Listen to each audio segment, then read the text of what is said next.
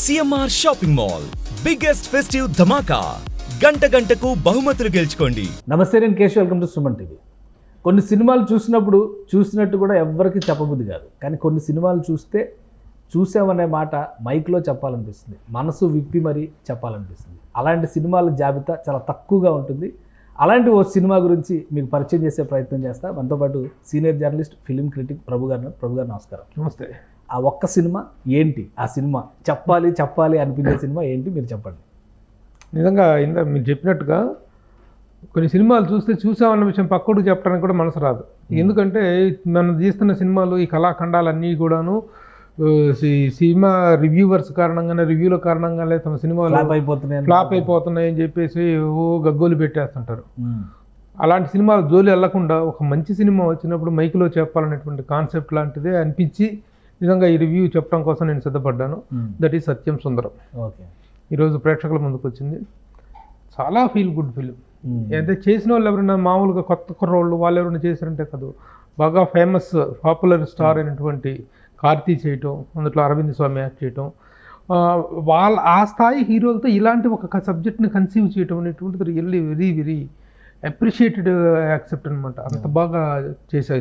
Trailer చూస్తేనే చాలా చిన్న సినిమా ఏమో ఇది అనిపించేలా ఉంది. కాస్టింగ్ చూస్తే చాలా హెవీగా ఉంది. సో అవి రెండు మ్యాచ్ అయినాయా? అద్భుతంగా మ్యాచ్ అయినాయి. ఎందుకంటే ఒక ఆర్టిస్టులు తమ స్టార్ డమ్ని, తమ స్టార్ ఈగోల్ని వీటన్నింటినీ పక్కన పెట్టి ఒక ఫీల్ గుడ్ సినిమా చేయాలనేటువంటి ఒక ఆఫరింగ్ అనేటువంటిది ఏదైతే ఉందో ఆ ఆఫరింగ్తో ముందుకు వచ్చినప్పుడు కార్తీ ఈజ్ నాట్ మామూలు హీరో కాదు, అతను చాలా పెద్ద హీరో స్థాయికి వెళ్ళినటువంటి వ్యక్తి అతను. అలాగే అరవింద్ స్వామి గురించి మనకు తెలిసింది. వీళ్ళిద్దరూ కలిసి ఒక కాన్సెప్ట్లో యాక్సెప్ట్ చేశారంటే, ఇంత పాపులారిటీ ఉన్నటువంటి స్టార్స్ ఇలాంటి ఒక చిన్న ఫీల్ గుడ్ ఫిలింకి యాక్సెప్ట్ చేయటం అనేటువంటిది first success of the director. వీళ్ళని కన్విన్స్ చేసి సుందరం, అతను డైరెక్టర్ ప్రేమ్ కుమార్ 96 అనేటువంటి ఒక ఫీల్ గుడ్ సినిమా చేశారు. తర్వాత చాలా కాలం తర్వాత మళ్ళీ ఈ సినిమాతో రావటం జరిగింది. ఇంత టైం ఎందుకు తీసుకున్నాడు అనేటువంటి దానికి కూడా ఒక అర్థము, ఒక పరమార్థం ఉంది దాంట్లో. ఓ మీనింగ్ఫుల్ టైం టేకింగ్ అనమాట ఇది. అంటే 96 సినిమా తమిళ్లో మంచి హిట్ అయింది. తర్వాత చాలా భాషల్లో కూడా అది రీమేక్ అయింది. తెలుగులో కూడా శర్వానంద్ తీసాడు ఆ సినిమా. అందుకని ఈ సినిమాని డైరెక్ట్ తెలుగు చేయాలనుకున్నారా? కొన్ని ట్రైలర్లో వచ్చినాయి. ఉద్దండరాయన పాలెం అనగానే ఈ మధ్య మనం అమరావతి ఆందోళనలో ఇవన్నీ చూసాం. కొద్ది కాలంగా పాపులర్ అయినటువంటి ఊళ్ళ పేర్లో అది కూడా ఒకటి. వీటిని తమిళ కథకి నేటివ్ కనెక్షన్ తీసుకురావడంలో డైరెక్టర్ ఎంతవరకు సక్సెస్ అయ్యాడు? చాలా ఎందుకంటే దీని ఒక డబ్బింగ్ సినిమా లాగా కాకుండా మనం ఒక స్ట్రైట్ సినిమా చూస్తున్న ఫీలింగ్తో, ఎందుకంటే ఆ ఊర్ల పేర్లు, టైటిల్స్, గుంటూరు, మంగళగిరి, వైజాగ్ నుంచి ఇక్కడికి రావటం, మంగళగిరి దగ్గర నుంచి సిటీ బస్ ఎక్కేసి ఉద్దండరాయనపాలెం వెళ్ళటం, ఆ ప్రాంతంలో ఉన్నటువంటి నేటివిటీని చూపిస్తాం. ఎక్కడ తమిళ ఇవి ఉంటాయి, తమిళ టైటిల్స్ తమిళలో రాసి పెట్టిన బోర్డ్స్ అవి ఉంటాయి. అలా కాకుండా they have taken every care. ఊర్ల పేర్లు కానీ, ఆ బోర్డులు కానీ, కాలేజీల పేర్లు, బస్ పాస్ అవుతుంటే అన్ని బోర్డులు మార్చడం అనేటువంటిది చాలా కష్టం. అని ఎక్కడ ఒక తమిళ సినిమా చూస్తున్నాం, డబ్బింగ్ సినిమా చూస్తున్నాం అన్న ఫీల్ లేకుండా they have taken every care. సరే, అదొక డిఫరెంట్ ఆస్పెక్ట్. ఇక సినిమా విషయానికి వస్తే, కథ విషయానికి వస్తే మాత్రం ఇలాంటి ఒక ఫీల్ గుడ్ ఫిలిం మనం అందరినీ కూడా మన బాల్యంలోకి, మన సొంత ఊరికి తీసుకెళ్ళిపోయి ఆ రోజుల్లో, ఆ వయసులో ఎంజాయ్ చేసినటువంటి ఒక మధుర క్షణాలు నేను ఎలా జ్ఞాపకం చేసేటువంటి ఒక ఫీల్ గుడ్ ఫిలిం. కథగా చెప్పాలంటే మాత్రం చాలా డిఫరెంట్. కథ ఏంటంటే ఒక రకంగా ఇప్పుడు 96 అంతా ఒక లవ్ స్టోరీ, ఒక పాత కథని తీసుకొచ్చేలాగా చెప్తారు. ఇది ట్రైలర్ చూస్తే ఇద్దరు మధ్య ఒక బాబా బామ్మర్దుల ఎమోషన్ కనెక్షన్ లాగా కనిపిస్తుంది. కథ ఏంటి అసలు? సింపుల్గా ఒక లైన్లో చెప్పాలి. సింపుల్గా చెప్పాలంటే, ఎప్పుడో తమ కుటుంబ బంధువుల మోసం కారణంగా ఇల్లు అమ్ముకొని ఆ ఊరు వెళ్ళిపోయి ఉద్దండరాయనపాలెం వదిలిపెట్టేసి వెళ్ళిపోయినటువంటి సత్యం బాబాయ్ కూతురు పెళ్లికి 22 ఏళ్ల తర్వాత బాబాయ్ కూతురు పెళ్లికి వస్తాడు. అంటే 1996లో ఆ ఊరు వదిలి పెట్టిపోయిన వాళ్ళు మళ్ళీ 2018లో 22-23 ఏళ్ళ తర్వాత సొంత ఊరికి బాబాయ్ కూతురు పెళ్లికి రాక తప్పని పరిస్థితుల్లో వస్తాడు. వచ్చి చూపు కనిపించి అక్షంతలు వేసేసి ఆయ చెప్పేసేసి తినేసి వెళ్ళిపోదాం అనుకొని, ఎందుకంటే బంధువులతో అందరితో ఎవరితో పరిచయాలు ఉండవు 22 ఏళ్ళ గ్యాప్ తర్వాత వెళ్ళిపోదాం అనుకున్న వ్యక్తికి ఒక వ్యక్తి తగులుకుంటాడు. వెనక నుంచి వచ్చి కళ్ళు మోస్తాడు. బాబా అనుకుంటా, ఎవరా ఇటు బాబా అని తగులుకున్నాడు అని చెప్పేసి చూస్తే ఇక వాగుతూనే ఉంటాడు కార్తీ క్యారెక్టర్. వాగుతా ఉంటాడు. విపరీతమైన ప్రేమ చూపిస్తున్నాడు, విపరీతమైన అభిమానం చూపిస్తున్నాడు. వీడెవడో అతనికి గుర్తు రావట్లే. బాబా గుర్తు తెచ్చుకో, నేనెవరో చెప్పుకో అనుకుంటా. ఈ బుర్ర తినేస్తున్నాడు. వీడెవడరా బాబు, నెట్టో తెలుసుకోవాలని చూస్తుంటాడు. కానీ చివరి ఫోన్ వాడి పేరేంటో తెలియదు. ఆ పేరు తెలుసుకుందామని ప్రయత్నం చేస్తుంటే మధ్యలో ఇంకేదో అడ్డు రావటం, ఆ పేరు కూడా తెలుసుకోలేకపోవటం. ఇంటర్వెల్ టయానికి తర్వాత అతను నైట్కి నైట్ వెళ్ళిపోదాం అనుకున్నాడు, వెళ్ళిపోకుండా బస్సు మిస్ అయిపోతే చచ్చినట్టు ఆ రోజు నైట్ ఇతను ఇంట్లో స్టే చేయాల్సి వస్తుంది. ఓకే. ఆ ఇంట్లో స్టే చేయాల్సి వచ్చినప్పుడు అతను ఎవరు ఏంటి, అతను చూపిస్తున్న ప్రేమ వెనుకున్న కారణం ఏంటి, ఆ ప్రేమ ఎంత ఎంత అంటే నిష్కల్మషమైన ప్రేమ అనేటువంటిది ఈ క్యారెక్టర్ సత్యం క్యారెక్టర్కి అర్థమవుతుంది. ఇందుకు చివరి దాకా ఇతనికి పేరు తెలియదు, పేరు తెలియకుండా మొహమాట పడిపోతుంది. ఆ క్యారెక్టర్ మధ్య ఉన్నటువంటి ఆ బ్యూటిఫుల్ కెమిస్ట్రీని డైరెక్టర్ తీసుకెళ్ళిన విధానం సింప్లీ సూపర్. లవ్ ఎమోషన్స్ అవి బాగా చూపిస్తాడు అని పేరు, హ్యూమన్ రిలేషన్స్ వాటి మీద ఆ టెంపో కంటిన్యూ అయింది. అయితే ప్రేమ అనేటువంటిది ఒక అమ్మాయి అబ్బాయి మధ్య ఉండేటువంటిది ప్రేమ కాదు, హ్యూమన్ రిలేషన్ అనేటువంటిది మనుషుల మధ్య అనుబంధాలు ఆప్యాయతలు ఎంత మృగ్యంగా ఎంత అందంగా ఉంటాయి, ఎంత చక్కగా ఆవిష్కరించవచ్చు అని చెప్పడానికి ఒక లేటెస్ట్ ఎగ్జాంపుల్గా ఈ సినిమాని చెప్పుకోవచ్చు. ఎక్కడ బోర్ కానీ కొంచెం చిన్న ప్రొలాంగింగ్, ఎందుకంటే పాత్రల తాలూకు ఆ భావోద్వేగాలు ఎస్టాబ్లిష్ అవ్వాలంటే ఆ మాత్రం చిన్న ల్యాగ్ తీసుకోవాలి రిజిస్ట్రేషన్ కోసం. అది ఉంది తప్పితే ఇంకెక్కడ. ఒక టైటిల్ పెట్టడంలో కూడా సత్యం శివం అనేటువంటి సత్యం శివం సుందరం అనేటువంటి పేరుతో చాలా సినిమాలు వచ్చినాయి. సత్యం సుందరం అనేది మ్యాచింగ్, ఈ కాంబినేషన్ ఎలా సెట్ అయింది? మన వాళ్ళందరూ కూడా ఆ పేరు చూడగానే టోటల్ నేటివ్ ఇది చూస్తారు, ఆ ఎమోషన్స్ ని చాలా బాగుంది. ఇది సుందరం అనేటువంటిది రివీల్ అవ్వడానికి, ఆ పేరు కనుక్కోవడానికి ఈ సత్యం పడ్డ పాటలు ఏంటి, ఆ పేరు అడిగితే డైరెక్ట్గా ఇంత ప్రేమ చూపిస్తున్నాడు, నువ్వు ఎవరు నాకు గుర్తు రావట్లేదు. మన లైఫ్లో కూడా చాలా మంది వచ్చి ఎదురుగా పడి ఏమండి బాగున్నారా, ఏంటి సంగతులు, ఇంట్లో అమ్మాయి ఎలా ఉంది, సిస్టర్ పిల్లలు అంతా బాగున్నారా అని మాట్లాడుతుంటారు. ఎక్కడ చూసామో గుర్తురాదు, ఎక్కడ కలిసామో పేరేంటో తెలియదు, చాలా కన్ఫ్యూజ్ అయిపోతున్నాం. అయినా సరే మొహమాటానికి మాట్లాడేసేస్తాం. అదే సిచ్యువేషన్తో ఒక సినిమాని 3 hours సినిమాని రన్ చేయటం అనేటువంటిది ఈ సినిమాలో ఉన్నటువంటి బ్యూటీ. సో కార్తీ ఊపిరి తర్వాత తెలుగులో మళ్ళీ అలాంటి అటెన్షన్ తీసుకొచ్చాడా ప్రేక్షకులుగా? తీసుకొచ్చాడు. ఎంత బాగున్నాడో అసలు, ఆ గలగల మాట్లాడటము, ఆ పాత్రలో ఒక అమాయకత్వం మంచితనం కలిగాల్సినటువంటి ఆ పాత్రలో పార్టీని చూస్తుంటే నిజంగా ఎంత బాగా అనిపించిందో, ఎంత చక్కగా అనిపించిందో అంతా. అలాగే ఆ పేరు తెలుసుకోవడానికి ఇబ్బంది పడేటువంటి ఆ సిచ్యువేషన్లో అరవింద్ స్వామి యాక్టింగ్, సినిమా మొత్తం వాళ్ళిద్దరే, మిగతా పాత్రలన్నీ కూడా. మిగతా పాత్రలు ఏంటి, మిగతా పాత్రలు హీరోలు హీరోయిన్లు డాన్స్లు అసలు అలాంటివి ఎలాంటిది ఒక డూయిట్, ఒక బ్యాక్గ్రౌండ్ సాంగ్ మాత్రం ఒక అలా హాంటింగ్ చేస్తూ ఉంటుంది సినిమా మొత్తం మీద. తప్పితే ఇంకా ఒక ఫైట్లు కానీ సాంగ్స్ వాట్ బ్యూటిఫుల్ ఫిల్మ్. అదే హీరోయిన్ క్యారెక్టర్ ఇట్లా కూడా ఏం లేదు, తన వచ్చి తన భార్యని ఇంట్రడ్యూస్ చేస్తాడు కదా, బాబా రాత్రికి నువ్వు వెళ్ళటానికి బస్సు ఏం లేదు బాబా, లాడ్జీలో పడుకుంటా అంటాడు. నేను అసలు నిన్ను ఎవడో చేయమన్నాడు, కావాలని వీడు మధ్యలో బాబా టీ తాగుదాం బాబా, భోంచేసాక టీ తాగితే మంచిదని చెప్పి టీ తాగుతున్నాక ఈ బస్సు ఈ బస్సు వెళ్ళిపోవడంతో ఇతనికి చిరుకొచ్చి వీడు ఎవడరా జిడ్డులాగా తగులుకున్నాను నన్ను, ఈ తగులుకున్న ఎట్లా వదిలించుకోవాలి, నేను లాడ్జింగ్లో పడుకుంటారంటే లేదు బాబా లాడ్జింగ్లో చూస్తే ఈ కంపు కొడతంటే లాడ్జింగ్లో ఊర్లో పల్లెటూరు లాడ్జింగ్లో ఉంటాయి. అప్పుడు తప్పనిసరి పరిస్థితులు ఇంటికి వెళ్తారు. ఇంటికి వెళ్ళిన దగ్గర నుంచి సినిమా అసలు మారిపోతుంది. ఇంట్లో ఒక సైకిల్ ఎపిసోడ్ ఉంటుంది, ఒక సైకిల్తో అనుబంధం.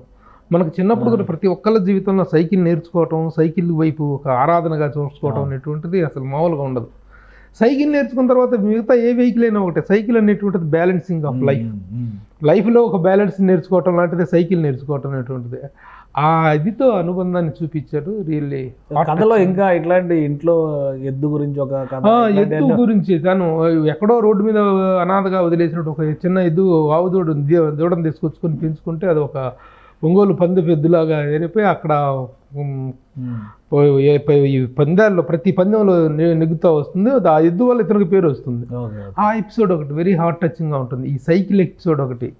తర్వాత ఇక మధ్య మధ్యలో ఫన్నీ ఎపిసోడ్స్ చాలా ఉంటాయి. ఇంట్లోనే పాములు పెంచుకుంటుంటాడు, ఇదేంటి బాబా పాములు పెంచుకోవటం ఏంటి and every episode is really న్యాచురల్గా ఉన్నాయి. ఆ నైట్ కూర్చోడు, మొత్తం సినిమా కథ మొత్తం ఆ నైటే. నైట్ అయిపోయిన తర్వాత తను ఊరు వెళ్తాడు, ఊరు వెళ్ళిపోయిన తర్వాత ఏంటంటే అలా ఉన్నారు, డల్గా ఉన్నారు ఏంటంటే అని అడుగుదు భార్య. ఏం లేదు, ఎవడో తగులుకున్నాను నన్ను, వాడు ఎవడో నాకు గుర్తు రావట్లేదు, వాడు ఎక్కడ ప్రేమను చూస్తేనేమో ఇదైపోయింది కానీ వాడు గుర్తు రావట్లేదు, కానీ వాడు చూపించిన ప్రేమకు నా మనసు కరిగిపోయింది, కానీ వాడి పేరు తెలుసుకోకుండా వచ్చాను అనే గిల్టీ ఫీలింగ్తో చచ్చిపోతుంటాడు. ఆ అర్ధరాత్రి ఇంట్లోంచి పారిపోతాడు తెల్లవారుజామున. ఇది పొద్దునే బావా నన్ను నా భార్యని కడుపుతో ఉన్న నా కడుపులో ఉన్న బిడ్డని పేరున దీవించాలి బావా నువ్వు అని చెప్పేసి ఆ మందు కొట్టేసి పడుకుంటూ పోతారు ఇద్దరు, బీరు కొట్టేసి. ఆ బీరు కొట్టే సీన్లు కూడా చాలా బాగుంటాయి అసలు. ఆ తర్వాత పడుకుని పోతే లేచేటప్పటికి ఇటు ఎవడి పేరు తెలియదు, మొహం ఎట్లా చూపించాలి అని చెప్పేసి ఆ టెన్షన్ తట్టుకోలేక ఇంట్లో తెల్లారుదామని పారిపోతాడు ఇతను. ఓకే. పారిపోయిన తర్వాత మరుసటి రోజున తర్వాత అది ఎలా రివీల్ అయింది, ఇతని పేరు అతనికి ఎలా రివీల్ అయింది, ఎలా గుర్తొచ్చింది అనేటువంటిది క్లైమాక్స్లో ఒక 20 minutes ఫోన్ సీన్ ఉంటుందమ్మా. దాదాపు 15 minutes దాదాపు ఒక ఫోన్ సీన్, ఇద్దరికి ఫోన్ కన్వర్జేషన్.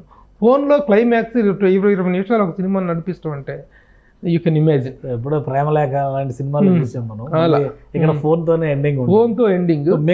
మిగతా మేకింగ్ పోర్షన్ అంతా చూస్తే ఎలా ఉంది, వాల్యూస్ కానీ presentation? Very very pleasant. Cinema అంటే కోట్లు ఖర్చు పెట్టి తగలబెట్టి నాశనం చేసేసి కోట్లు తగలబెడతాం కాదు సినిమా మేకింగ్ అంటే. సినిమా మేకింగ్ అంటే భావోద్వేగాలను అద్భుతంగా, అది ఇది యాక్షన్ సినిమాయే కావచ్చు, యాక్షన్ సినిమాలు కావచ్చు, ఏ జోనర్ అని తీసుకున్నా సరే కోట్లు తగలబెడతామే సినిమా అనేటువంటి దౌర్భాగ్య స్థితిలో కొన్ని సినిమాలు చూస్తున్నాం. ఆ ఇదిలో నుంచి ఒక ప్లెజెంట్ ఫీలింగ్ అని తీసుకొచ్చినటువంటి సినిమా. Every aspect of the music by Govind Vasant, అద్భుతం బ్యాక్గ్రౌండ్ మ్యూజిక్. అలాగే కెమెరా పనితనం కూడా మహేంద్ర జయరాజు చాలా బాగా ఉంటుంది. సినిమాను ఒక ప్లెజెంట్గా చూస్తున్న ఫీలింగ్ ఉంటుంది. ఈ మధ్య ఒక దరిద్రం తయారైంది, మరి అది ఎట్లా, మరి కెమెరామెన్ల తాలూకో డైరెక్టర్ల టేస్ట్ అర్థం కావట్లా. సినిమా చూస్తున్న సేపు నల్లగా బ్లాక్ సినిమాలు చూస్తున్నాం, dark scenes, dark film, dark projections చూస్తున్నాం. ఎందుకో తెలియదు అసలు. సినిమా చూస్తున్న సేపు ప్లెజెంట్గా కనువిందుగా ఐ ఫీస్టింగ్ అంటాను సార్, అంత ఐ ఫీస్టింగ్గా ఉంది సినిమా.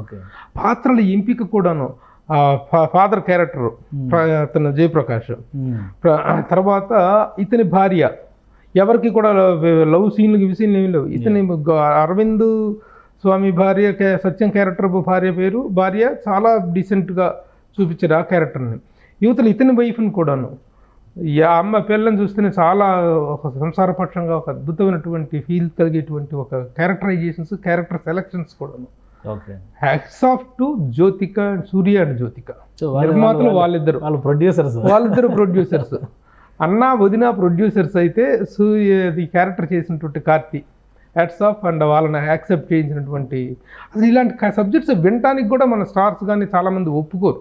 చాలామంది స్టార్ డమ్తో, స్టార్ ఇమేజ్ కోసం, యాక్షన్ ఇమేజ్ కోసం పాకులాడి చేయటం తప్పితే ఇలాంటి ఒక ఫీల్ గుడ్ ఫిలిం చేద్దాం అనేటువంటి ఒక కాన్సెప్ట్ని మన స్టార్స్ ఎవరు యాక్సెప్ట్ చేయలేదు. తెలుగు ఇండస్ట్రీలో అది లేదంటారు. తెలుగు ఇండస్ట్రీలో కాదు, తమిళ్లో కూడా చాలామంది యాక్సెప్ట్ చేయరు.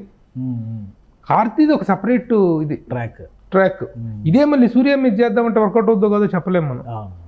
అది అంటే అతని సినిమాలు కూడా అటు హీరోయిక్ ఫిలిమ్స్ ఉంటాయి, ఇటు ఫ్యామిలీ ఓరియంటెడ్గా ఉంటాయి. కాబట్టి బ్యూటిఫుల్ ఫిలిం. అయితే సినిమా హిట్, సూపర్ హిట్. అది సినిమా హిట్, దాని కలెక్షన్స్,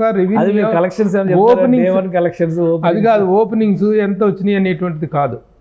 ఎంత మంచి సినిమా తీయటము ఒక అద్భుతమైన అనుభూతి. అయితే దీనికి మార్కెటింగ్ చేసినటువంటి Suresh and Asian films, Sunil Narang, Suresh Babu and Sunil Narang, వాళ్ళని అప్రిషియేట్ చేయాలి, వాళ్ళని తెలుగులో ఇలా తీసుకొచ్చినందుకు.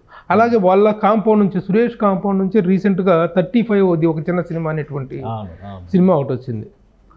అలాంటి ఒక మంచి సినిమాలకు ఆ సంస్థ గేట్వేగా నిలవటం అనేటువంటిది రియల్లీ టు బి అప్రిషియేటెడ్. ఇప్పుడు ఈ దసరా సీజన్కి ఫ్యామిలీస్ థియేటర్స్కి వెళ్తానికి సత్యం సుందరం ఒక మంచి పాయింట్ అవుతుంది. డెఫినెట్గా మంచి సినిమా అవుతుంది, చాలా మంచి ఫీల్ గుడ్ ఫిలిం. చూసిన ప్రతి ఒక్కళ్ళు 10 మందికి చెప్పడం అనేటువంటిది మాత్రం గ్యారంటీ.